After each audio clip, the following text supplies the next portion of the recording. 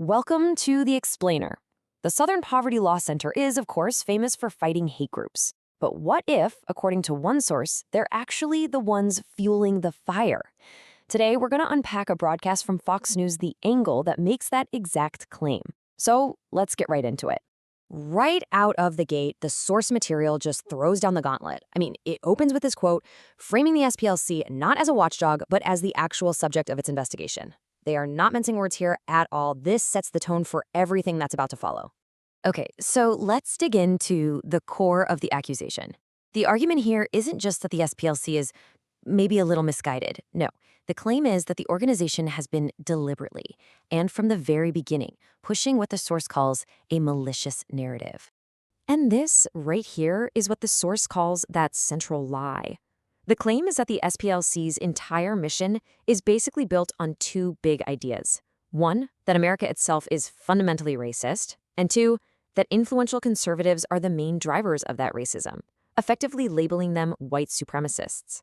So to back up this pretty huge claim, the broadcast points to what they call Exhibit A, the SPLC's very well-known, or maybe infamous, hate map. Now, the source argues you shouldn't just see this map as, a simple data tool. The argument is that it's actually designed to make you feel overwhelmed, to paint this picture of an America that's just overrun by racists. The goal, according to the broadcast, isn't to inform you, but to create a climate of fear. And this is where things get really serious, right? The source connects the map to actual, real-world consequences. It uses this quote from Charlie Kirk to argue that this list isn't just political talk, it can allegedly inspire real violence, turning an abstract label into a very tangible danger. But the big question is, why? Why would they allegedly do all this?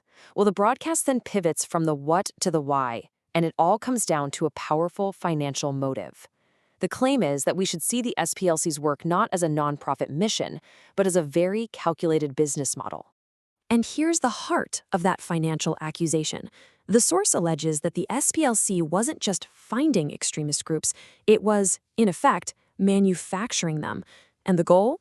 To hype up the threat of hate, justify its own existence, and, of course, keep those donations rolling in. And get this, the source puts a very specific number on this claim, $3 million. That's how much was allegedly paid out to informants, some of them even linked to groups like the KKK.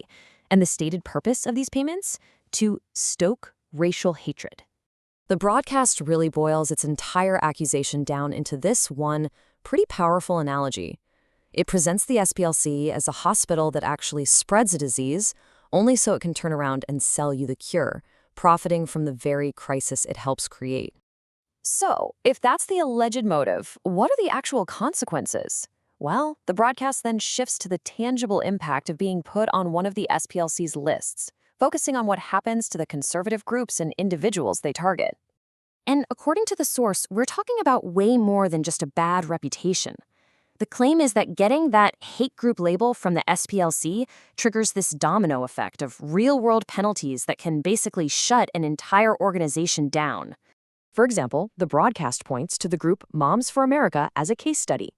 They were allegedly deplatformed from social media, denied payment services, and even lost their insurance. All the source claims because other companies were just reacting to their SPLC listing. All right, from there, the argument really zooms out.